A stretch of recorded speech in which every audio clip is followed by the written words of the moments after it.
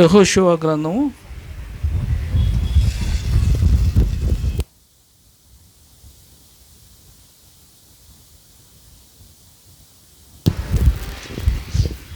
7వ అధ్యాయం అండి. స్థపితమైన దాని విషయంలో ఇశ్రాయేలు తిరుగుబాటు చేసిరి. ఎట్లనగా యోధా గోత్రంలో జెరాహు మునిమనముడును జబ్ది మనముడును కర్మి కుమారుడైన ఆకాను శపితము చేయబడిన దానిలో కొంత తీసుకొనెను. తర్వాత యెహోవా ఇశ్రాయేలు మీద కోపించెను. యెహోషువ మీరు వెళ్ళి దేశమును వేగుచూడుడని చెప్పి బేతేలు తూర్పు దిక్కున బెతామేయును దగ్గరనున్న హాయి అను పురమునకు ఎరుకో నుండి వేగువారిని పంపగా వారు వెళ్ళి హాయి పురమును వేగుచూచి యొద్దకు తిరిగి వచ్చి జనులందరినీ వెళ్ళనీయకుము. 2-3 వేల మంది వెళ్ళి హాయిని పట్టుకొనవచ్చును. జనులందరూ ప్రయాసపడి అక్కడికి వెళ్ళనేలా, హాయి వారు కొద్దిగానున్నారు కదా అనిరి. కాబట్టి జనులలో ఇంచుమించు 3,000 మంది అక్కడికి వెళ్ళిరి గాని వారు హాయి వారి ఎదుట నిలవలేక పారిపోయిరి. అప్పుడు హాయి వారు వారిలో 36 మనుషులను హతము చేసిరి. మరియు తమ గవని యొద్ద నుండి హేబారుము వరకు వారిని తరిమి మెరాదులో వారిని హతము చేసిరి. కాబట్టి జనుల గుండెలు కరిగి నీరైపోయెను. యెహోషువ తన బట్టలు చింపుకొని తానును ఇశ్రాయేలు పెద్దలను సాయంకాలము వరకు యెహోవా మందసము ఎదుట నేల మీద ముఖములు మోపుకొని తమ తల మీద ధూళి పోసుకొనుచు, అయ్యో ప్రభువా, చేతికి మమ్మను అప్పగించుటకు ఈ జనులను ఈ యోర్దాను నీవెందుకు దాటించితివి? మేము యోర్దాను అవతల నివసించుట మేలు. ప్రభువా, కనికరించుము. ఇశ్రాయేలు తమ శత్రువుల ఎదుట నిలవలేక వెనుకకు తిరిగినందుకు నేనేమి చెప్పగలను? కనానీయులను ఈ దేశ నివాసులందరిని విని మమ్మను చుట్టుకొని మా పేరు భూమి మీద ఉండకుండా తుడిచివేసిన ఎల్లా ఘనమైన నీ నామమును గూర్చి నీవేమి చేయుదు అని ప్రార్థింపగా యెహోవా యెహోషువతో ఇట్లనెను, లెమ్ము, నీవేళ ఇక్కడ ముఖము నేల మోపుకుందువు. ఇశ్రాయేలు పాపము చేసి ఉన్నారు. నేను వారితో చేసిన నిబంధనను వారు మీరి ఉన్నారు. శపితమైన దాన్ని కొంత తీసుకొని దొంగిలి బొక్కి తమ సామానులో దాన్ని ఉంచుకొని ఉన్నారు. కాబట్టి ఇశ్రాయేలు శాపగ్రస్తులే తమ శత్రువుల ఎదుట నిలవలేక తమ శత్రువుల ఎదుట వెనుకకు తిరిగిరి.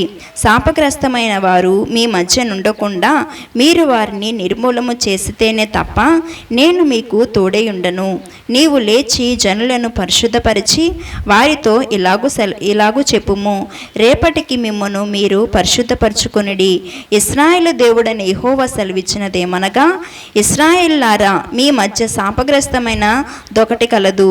మీరు దాన్ని మీ మధ్య నుండకుండా నిర్మూలము చేయ వరకు మీ శత్రువుల ఎదుట మీరు నిలవలేరు. ఉదయమున మీ గోత్రములు వరుసటిని బట్టి మీరు రప్పింపబడరు. అప్పుడు యెహోవా ఏ గోత్రమును సూచించెనో అది వంశముల వరుస ప్రకారము దగ్గరకు రావలెను. యెహోవా సూచించు వంశము కుటుంబముల ప్రకారము దగ్గరకు రావలెను. యెహోవా సూచించు కుటుంబము పురుషుల వరుస ప్రకారము దగ్గరకు రావలెను.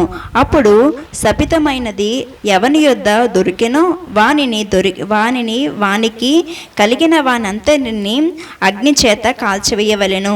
ఏలయనగా వాడు యెహోవా నిబంధనను మీరి ఇశ్రాయేలులో దుష్కార్యము చేసినవాడు అనెను. కాబట్టి యెహోషువ ఉదయమున లేచి ఇశ్రాయేలును వారి గోత్రముల వరుసను బట్టి దగ్గరకు రప్పించినప్పుడు యోధా గోత్రము పట్టబడెను.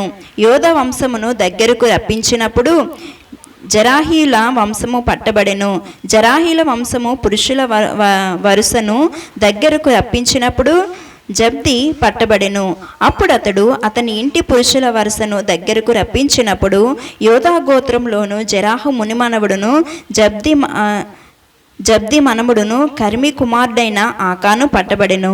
అప్పుడు యెహోషువ ఆకానుతో, నా కుమారుడా, ఇశ్రాయేలు దేవుడైన యెహోవాకు మహిమను చెల్లించి ఆయన ఎదుట ఒప్పుకొని నీవు చేసిన దాన్ని మరుగు చేయక నాకు తెలుపుమని నిన్ను వేడుకొనుచున్నానని చెప్పగా, ఆకాను యెహోషువతో, ఇశ్రాయేలు దేవుడైన యెహోవాకు విరోధముగా నేను పాపము చేసినది నేను పాపము చేసినది నిజము. దోపుడు సొమ్ములో ఒక మంచి సీనారు పైవస్త్రమును 200 తులముల వెండిని 50 తులముల ఎత్తుగల ఒక బంగారు కమ్మిని నేను చూచి వాటిని ఆశించి తీసుకొంటిని. అదిగో నా డేరా మధ్య అవి భూమిలో దాచబడి ఉన్నవి. ఆ వెండి దాని క్రింద ఉన్నదని ఉత్తరమిచ్చి తాను చెప్పినదంతయు ఒప్పుకొనెను. అప్పుడు యెహోషువ దూతలను పంపగా వారు ఆ డేరా యొద్దకు పరిగెత్తి చూచినప్పుడు అది డేరాలో దాచబడి ఉండెను. ఆ వెండి దాని క్రింద నుండెను. కాబట్టి వారు డేరా మధ్య నుండి వాటిని తీసుకొని యెహోషువ యొద్దకును ఇశ్రాయేలు యొద్దకును తెచ్చి యెహోవా సన్నిధిని ఉంచిరి.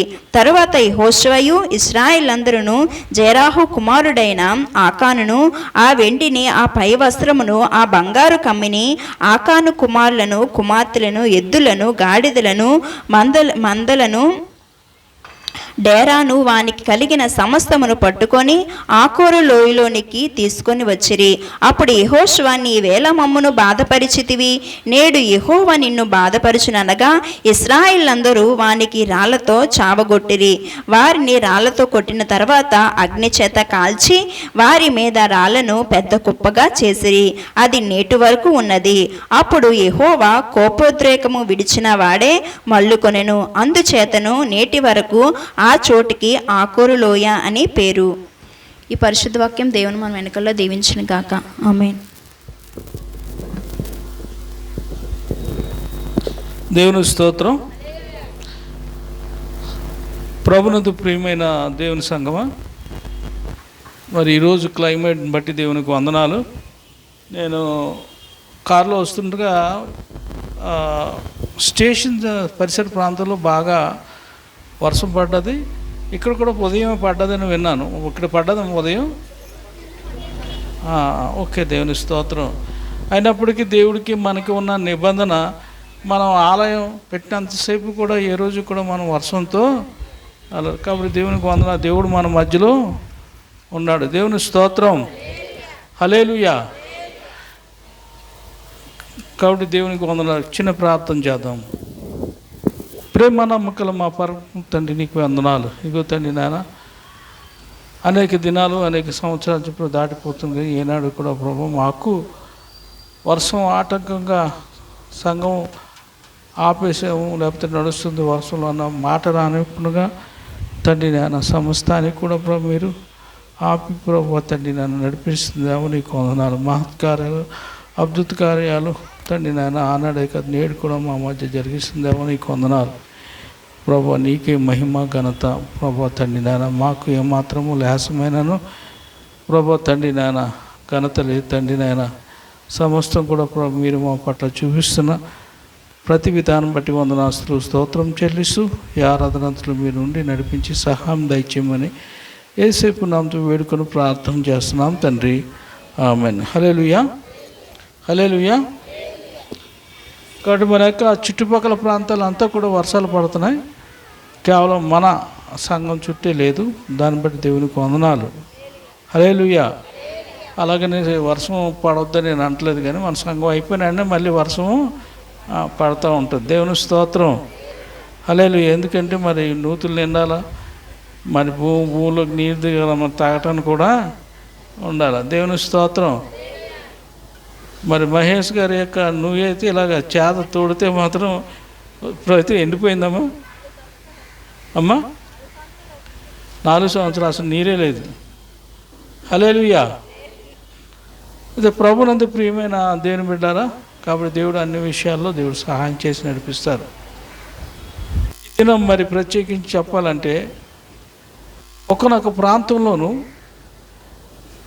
చూసారండి, ఇక్కడ షిప్పులు వేసుకుని టూర్లు వెళ్తూ ఉంటాయి. అండమాన్, మద్రాస్ అని రకరకాల ప్రాంతాలు అవి ట్రావెల్ చేస్తూ ఉంటాయి. దాంట్లో వేల కొద్దిగా 4-5 రోజులు ఉంటారు అన్నమాట దాంట్లో. అదొక ట్రావెలింగ్ టూర్లా ఉంటుంది.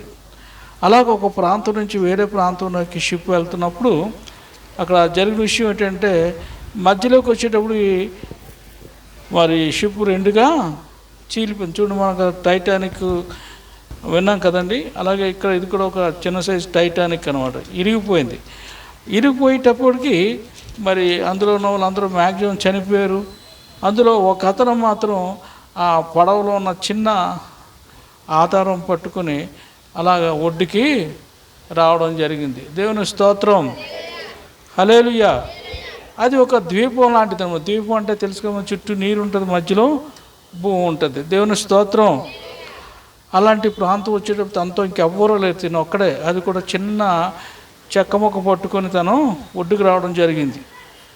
ఇంకప్పుడు అతను ఒక్కడే మరి అక్కడ పళ్ళు ఆకులు రప్పులు అలా తింటూ ఒక్కడిగా జీవిస్తున్నాడు. తను చాలా బాధపడ్డాడు. అయ్యో ప్రభువా, నేను ఒక్కడే అయిపోయాను, ఎందుకు నాకు ఇలాంటి పరిస్థితి ఇచ్చావు, నన్ను ఒక్కడే ఎందుకు ఇలా రక్షించావు అని చెప్పి తనకి షెల్టర్ కోసం అని చెప్పి చిన్న ఆకులు వీళ్ళతో చిన్న కట్టుకొని అక్కడ రాత్రులు అడుగు ప్రాంతంలో ఏం చేస్తారు, రాత్రులు ఏం చేస్తారంటే అగ్గి ముట్టిస్తారు. అందుకే ఆ మంటకి జంతువులు కానీ మిగతా ఏవి కూడా దరిదాపులకి రావన్నమాట. మరి ఇతను దేవుడు తప్పితే ఇంకొకరు ఎవరు కూడా తనకి ఆశ్రయం లేదు. అప్పుడు ఇతను ఇంకా అలాగుంటూ బట్టలన్నీ పాడైపోయి అన్నీ పాడైపోయి దినాలు గడిచిపోతున్నాయి.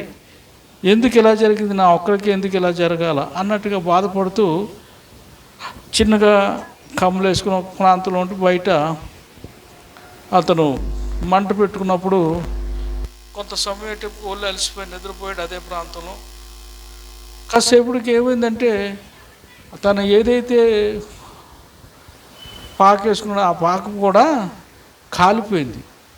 అదేంటి ప్రభా, నేను ఏదో చిన్న ఎండ వచ్చినప్పుడు వాన వచ్చినప్పుడు తలదాచుకున్నాను, చిన్న పాక వేసుకున్నాను, అది కూడా కాలిపోయింది ఏంటి ప్రభా, నాకు ఇది కూడా తీసేయాలనుకున్నావు అన్నట్టుగా చెప్తూ బాధపడుతూ అలా కొంతసేపటికి ఏమైందంటే అతని దగ్గరికి ఒక పెద్ద షిప్పు చిన్న బోట్ కూడా వచ్చిందన్నమాట.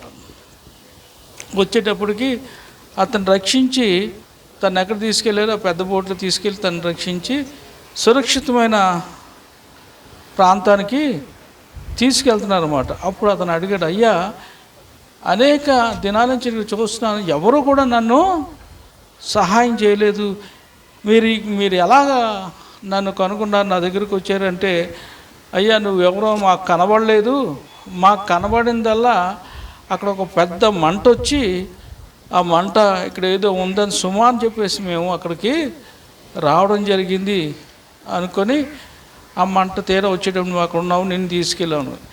అయ్యో ప్రభువా, నేను అనుకున్నాను నాకున్న మంట నా ఇల్లు షెల్టర్ కూడా కాలిపోయిందని అనుకున్నాను, కానీ కాలిపోవడం కూడా ఒక మంచిగా జరిగింది. ఈ వెలుతురు దూరంగా కనిపించింది, ఆ కనిపించిన దాన్ని బట్టే వారు వచ్చి నన్ను రక్షించారు. సరసంగా అప్పుడప్పుడు అనుకుంటాం దేవుడు అన్నీ కూడా తీసేస్తున్నాడు, నాకు ఇవ్వాల్సిన నన్ను ఒక్కనే రక్షించి ఈ మూల తోసాడు, ఇప్పుడు నేను చిన్న పాక వేసుకుంటా, పాక కూడా దేవుడు ఏం చేశాడు, కాల్చేసాడని నేను అనుకుంటున్నాను. కానీ ఆ కాల్చిన మంట మాత్రం ఆ యొక్క వాళ్ళలో ఉన్న వాళ్ళు కనబడేది, దాన్ని చూసి వచ్చి తను రక్షించారు. ప్రభా, ఏం చేసినా సరే నువ్వు నాకు మేలుకే చేస్తావు, కాబట్టి నువ్వు నాకు కీడేం చేయలేదు. పాక అయితే కాలిపోయింది, కానీ వారు ఆ మంటను చూసి తీసుకొచ్చి నన్ను రక్షించారు. దేవుని స్తోత్రం. కాబట్టి నేను రక్షించుట, తర్వాత ఆ మంట కాలిపోయిన తర్వాత కూడా దేవుడిని అదొక ఆనవాలుగా పెట్టి ఆ పెద్ద పడవలు చూసి నీ దగ్గరికి వచ్చి ఆ బిడ్డను రక్షించడం కూడా తన మేలు కొరకే. కాబట్టి మనం గమనించవలసింది ఏంటంటే, దేవుడు ఏం చేసినా సరే మన మేలు కొరకే చేస్తారు. మనం అయితే మన హృదయం, మనసు, తలంపు రకరకాలుగా ఆలోచన చేసి ఆ పరిస్థితిలో ఆ స్థితిలో మనం ఏది పడితే అది దేవుణ్ణి మాట్లాడుతూ ఉంటాం. దేవుని స్తోత్రం. కాబట్టి దేవుని మీద ఆధారపడినట్లయితే దేవుడు మనకి ఏ మేలు చేయకుండా మన యెహోవా నా కాపరి, నాకు లేమి చాలామంది ఏమీ కలగదంటారు. ఏమీ కలగదు, లేమి అనేది నాకు కలగదు. సమస్త కూడా దేవుడు నాకు సమకూర్చి కలుగు చేస్తాడు. దేవుని స్తోత్రం. హల్లెలూయా. కాబట్టి ఇక్కడ చదవబడిన యెహోషువ 7వ అధ్యాయంలో చదవబడిన భాగంలో మనం చూసినట్లయితే చెప్పడం దేవుని నిబంధన చెప్పడమ్మా. మన బైబిల్లో ఏముందో పై అట్ట మీద చదవండమ్మా. పరిశుద్ధ గ్రంథము ఇంకేముందమ్మా? పాత నిబంధన, క్రొత్త నిబంధన. నిబంధన కంటే దేవునికి కట్టుబాటు అనమాట. పాత నిబంధన అంటే మరి దేవుడు యేసుప్రభు పుట్టిన తర్వాత జరిగింది అది ఆ నిబంధన. ఈ రెండు నిబంధన ఇక్కడ కూడా ఇశ్రాయేలుకి ఈ యొక్క ఎరుకో దగ్గరకు వచ్చి ఎరుకోని దాటి తర్వాత ఎరుకోని వారు ఆక్యుపై చేసి వారు జయించినప్పుడు దేవుడు వారికి ఒక నిబంధన పెట్టాడు. ఆ నిబంధన ఏంటమ్మా చెప్తారా? ఎవరన్నా చెప్తారమ్మా నిబంధన ఏంటి?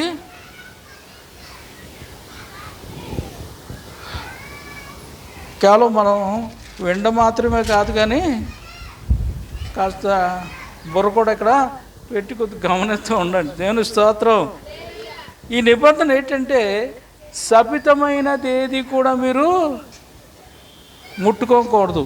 ఏదన్నా సరే వెండి బంగారము కొద్దిగా విలువైన ఏమన్నా సరే దేవుని యొక్క ఆలయంలో తీసుకొచ్చి పెట్టండి. కాబట్టి శపితమైనది ఏది కూడా మీరు ముట్టుకోకూడదు. దేవుని స్తోత్రం. దాంట్లో వెండి ఉండొచ్చు, బంగారం ఉండొచ్చు, అవి అనేకమైనవి ఉండొచ్చు. కానీ అదంతా ఏం చేసేటమో దేవుని శపించబడ్డాయి. దేవుని స్తోత్రం. ఆ మాట చదువుతాము చదవబడిన భాగంలో.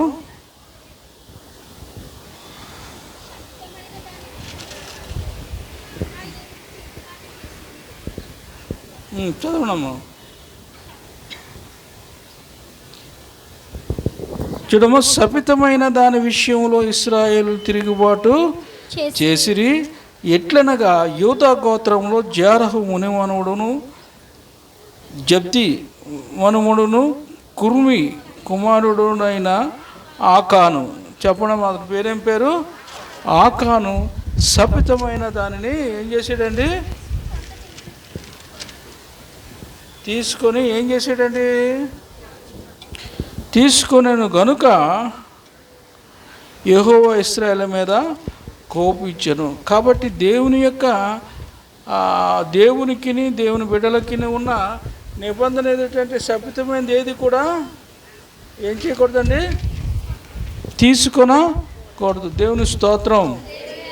అయితే ఇక్కడికి దేవునికి మనకున్న నిబంధన ఏంటంటే మనం కూడా దేవునికి వ్యతిరేకంగా ఏ పాపము కూడా చేయకూడదు. ఒకవేళ చేసినట్లయితే మన మీదకి ఏమొస్తుందమ్మా? శాపం వస్తుంది. శాపం వస్తే దానికి పర్యవసానం ఎలా ఉందో ఇప్పుడు చూస్తుంది. అయితే ఇశ్రాయేలు ప్రజలు ఇప్పుడు వరకు అనేటి 40 సంవత్సరాలు కూడా వారు యుద్ధం కాదు, యుద్ధం ఎవరిదండి? యెహోవాదే. గట్టిగా చెప్పాలి, ఎవరిదమ్మ యుద్ధం? యెహోవాదే. కాబట్టి వీరు కేవలం దేవుని నామంలో నిలబడితే చాలు, దేవుడు వారిని అందరినీ కూడా జయించి వీరికి విజయం అనుగ్రహించేవారు అన్నమాట. దేవుని స్తోత్రం. ఆ మాట విని అనేకులు అయ్యో దేవుడు వీరి పక్షంగా ఉండి వీరికి జయాన్ని అనుగ్రహిస్తున్నాడు కాబట్టి వారి జోలికి ఎవరు కూడా మనము వెళ్ళకూడదని చెప్పి వెళ్ళలేమని చెప్పేసి మరి తనే చెప్తుంది. ఏం పేరు? రాహాబ్ చెప్తుంది. ఆ యొక్క వేగుల వారు వచ్చేటప్పుడు అంటది, అయ్యా మీ కూర్చిన సాక్ష్యం మేము వింటున్నప్పుడు మాకు ఒళ్ళు గుగురుపాటు కలుగుతుంది. దేవుడు మీ పక్షంగా విజయాన్ని అనుగ్రహించి గొప్ప మేలు చేస్తున్నాడు. కాబట్టి మీరు కూడా నేను కూడా ఒక నిబంధన చేసుకుంటాం. మీరు కూడా ఈ దేశం మీదకి వచ్చి ఈ దేశాన్ని జయించినప్పుడు నన్ను జ్ఞాపకం చేసుకోండి అని, ఇగో ఈ దినాన మీ వేగుల వారిని నేను కాపాడుతున్నాను, మీరు నా దేశమే యుద్ధానికి వచ్చాను, మీరు కూడా నన్ను కాపాడని చెప్పి నిబంధన చేసుకుని తన వారికి వీరికి మధ్యగా ఏం చేసిందండి? కిటికీకి ఎర్రని దారం కట్టబడి అక్కడితో వారి యొక్క నిబంధన పూర్తయింది. దేవుని స్తోత్రం. ఆమె నిబంధన మేరకుండగా తనతో చెప్పడం కానట్టుగా చక్కగా ఆవిడ చేసి ఉంది. కాబట్టి తనకి ఆ యొక్క ఎరుకో అంతా కూడా నాశనం అయిపోయింది. కానీ వీరికి మాత్రం ఎటువంటి హాని అపాయం కూడా కలగలేదు. దేవుని స్థానం రక్షింపబడ్డది.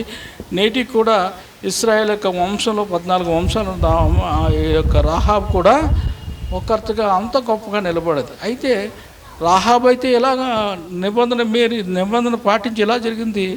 ఈ యొక్క తినైతే తన పేరు ఏం పేరండి,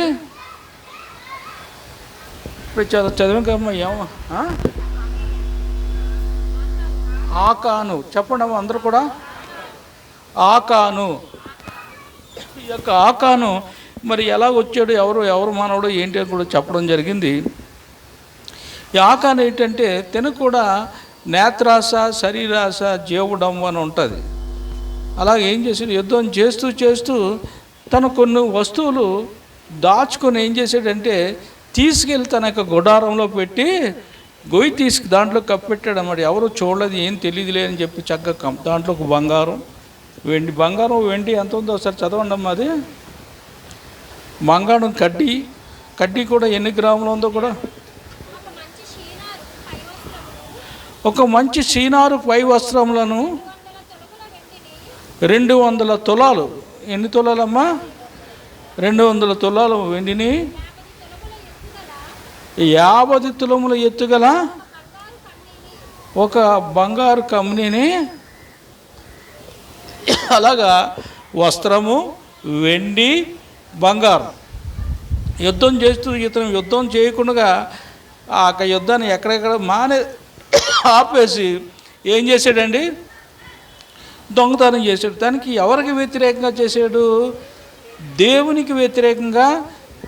ఒక పని చేయరాబా అంటే ఇంకో పని చేస్తున్నాడు.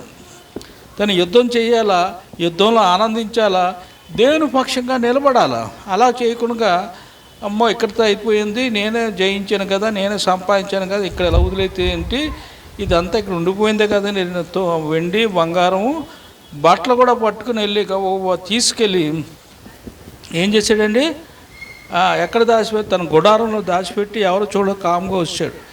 మనం కూడా దేవునికి ప్రార్థన చేసి దేవునికి ఆజ్ఞలు పాటిస్తూ దేవుని దగ్గర నుంచి పొందవలసిన మేలను పొందకుండా యెహోవాకు సంబంధమైన ఈ బంగారం కోసం, నేత్రాశ, జీవుడమ్మ కోసం మనం ఏం చేస్తున్నామండి, ప్రాకులాడుతూ వాటిలో మనం ఆనందం కదా అని ఉంటుంది. కానీ హృదయ రహస్యాలు ఎరిగిన దేవాదేవుడు ఏం చేస్తున్నాడని చూస్తున్నాడు.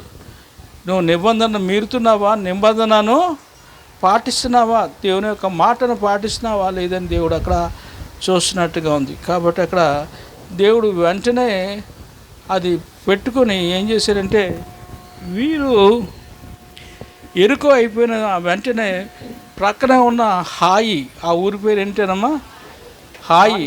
ఆ హాయి మీదకి వారు యుద్ధానికి వెళ్ళారు. దేవుని స్తోత్రం.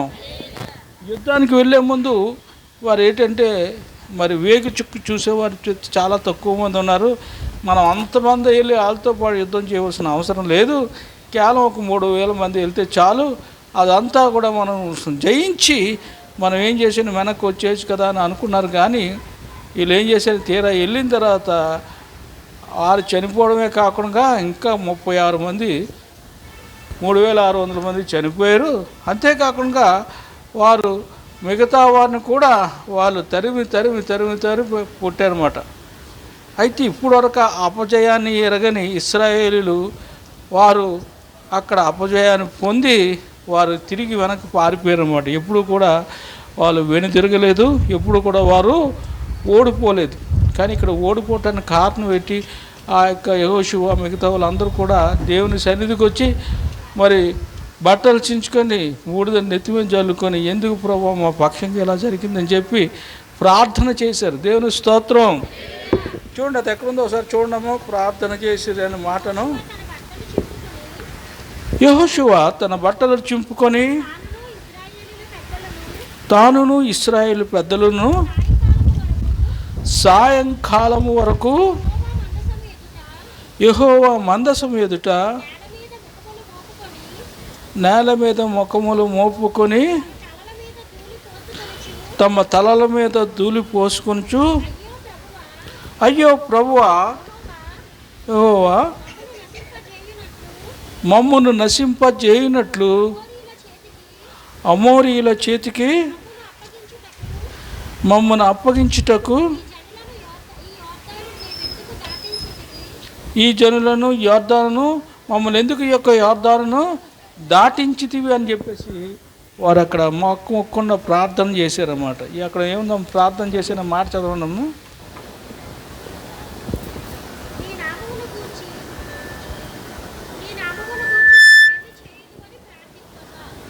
ఎట్లున్నమ్మా, నీ నామను గూర్చి నీవేమి చేయదు అని ప్రార్థింపగా. కాబట్టి ఇక్కడ అపజయం వచ్చేటప్పటికి ఎవరి దగ్గరికి వచ్చారండి? యెహోవా మందసం ఎదురుకు వచ్చి ఆ మందసం ద్వారా దేవుడి ద్వారా వారు ఏం పొందారండి? విజయాన్ని పొందారు. కాబట్టి ఇప్పుడైతే అపజయాన్ని పొంది మరి భక్తిహీనులే లేకపోతే శాపగ్రస్తులే మరి ఉన్నప్పుడు కేవలం చాలా తక్కువ మీద ఉన్న చిన్న ఊరు హాయన ఊరి మీద ఓడిపోయి పారిపోతున్నట్టుగా కనిపించినప్పుడు, అయ్యో ప్రభువా, నిన్ను బట్టే కదా ఇప్పటివరకు మేము ఘనత పొందాము, ఈ రోజున అపజయం పొందినట్లయితే జనులందరూ ఏమనుకుంటారు, ఇంకో దేవుడు ఇట్టివారు అన్నట్టుగా అంటారు. కాబట్టి అటు విధంగా మాకు చేయకు ప్రభు అని చెప్పేసి ప్రార్థన చేశారు.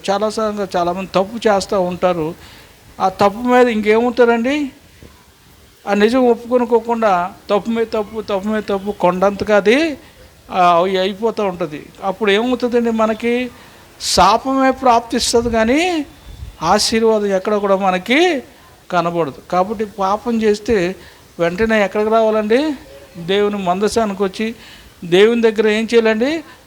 పాపాన్ని ఒప్పుకొని ప్రభువా మమ్మల్ని క్షమించమని చెప్పి దేవుడి దగ్గర ప్రార్థన చేసినట్లయితే మన శాపానికి పరిహారం ఉంటాము.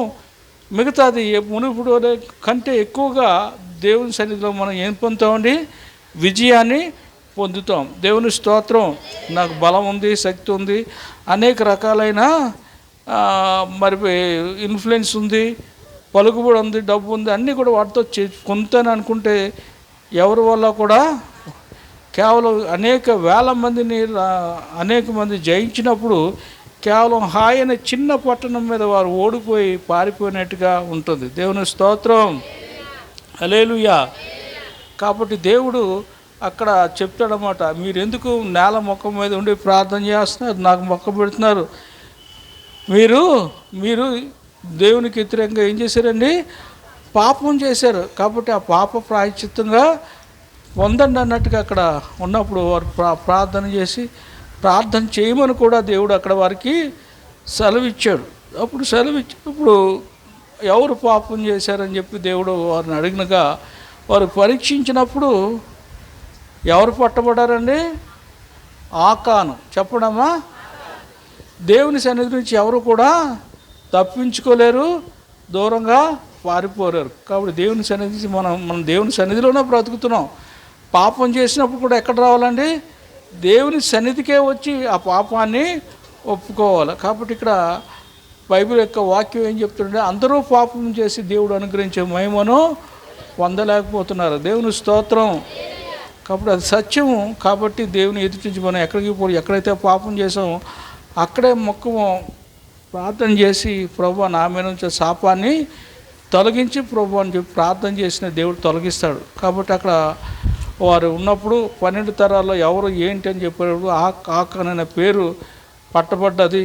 అయితే ఆకాను చెప్పుడు ఆకా నువ్వేటయ్యా మా మీదకి ఇలాంటి అపజయాన్ని ఎప్పుడు చూడండి, అపజయాన్ని మేము చూసాం ఈ దినాన, కాబట్టి వాటిని తిరిగి పొందాలి. నువ్వేం చేసావంటే అప్పుడు చెప్పుడు అన్నమాట, అయ్యా యుద్ధం మధ్యలోంచి వెనక్కి వెళ్ళిపోయాను, ఆ బంగారం వెండి వస్త్రాలు నాకు కంటికి ఆశగా కలిసాయి, అన్నీ విడిచిపెట్టి నేను వెళ్ళి నా గుడారంలో దాచిపెట్టుకుని వచ్చాను, ఇప్పుడు వెళ్ళండి మీరు అక్కడ మీకు దొరుకుతాయి అనగానే వెంటనే యొక్క ఇశ్రాయేల్ ప్రజలు వారి దగ్గరికి వెళ్ళి ఆ గుడారంలో అప్పుడు గుడారంలో గొయ్యి తవ్వితే అక్కడ ఏమున్నదంటే పాపపు పాతి పెట్టి ఉందన్నమాట. కాబట్టి అది తీసుకొచ్చి మీరు మధ్యకి తీసుకున్నప్పుడు ఏం చేయాలో ఏంటి అని ఆలోచన చేసినప్పుడు మరి దేవుడు మరి ఇంకా వారే శిక్షించినట్టుగా ఉందన్నమాట. అందరిని కూడా వారు కలిగింది గోళ్ళుగా తనకు ఏదైతే కలదో సమస్తాన్ని కూడా ఒక ప్రాంతాన్ని తీసుకొచ్చారు.